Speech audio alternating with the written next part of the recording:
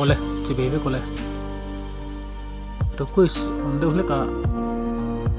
kaning ka change te lo ti hin tama amor chu i dan an ne ya Facebook hen ve khat mi ngan thla kan chon ni somruk ma chu thlang the lo pa i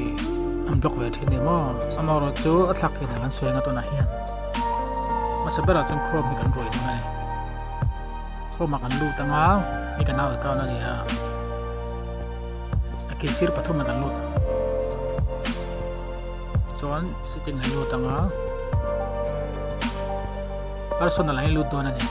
personal ai lut anga chrome in click la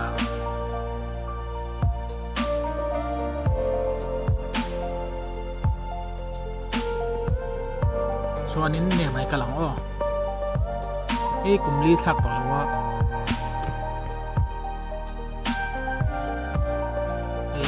là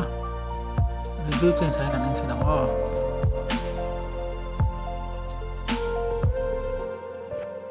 hay kan hmuh gen password chut to bangai ta ni somruk ba thelo ni mo password chut to bangai ta ma ro chu kan be kanga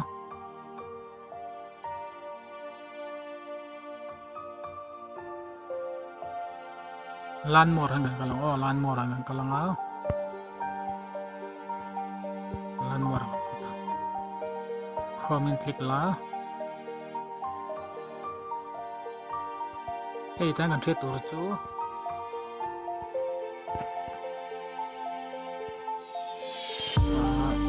find out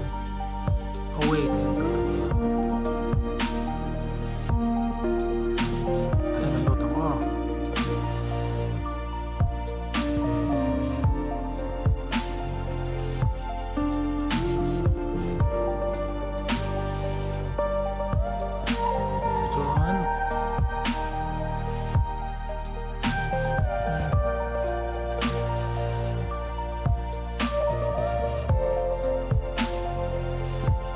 find out this form din kalang ko tayo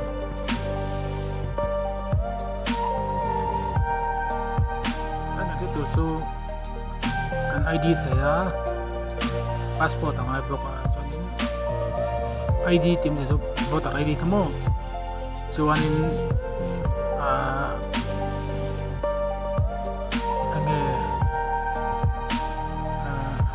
voter ID baka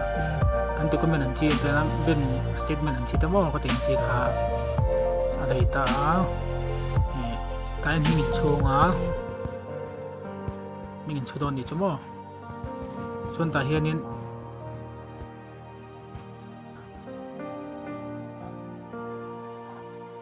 nagal che sa ganda nga chon ta hianin select nga in ID file na don ni chumo passport mo voter ID mo bank statement ang chi ha ting chi kha in thain la nga ti chonin in lawanga chon ta in email chunga in account on email ka mo chon send to pa chuanin ka khan lo review nga ni somruk ma in lo review nga ti chen mi kan thak mo o ka ti song khan mai chu ta hiat then mo chung comment sa ha ron soila ai đăng video kan ron sim jok ko ni o song khan ya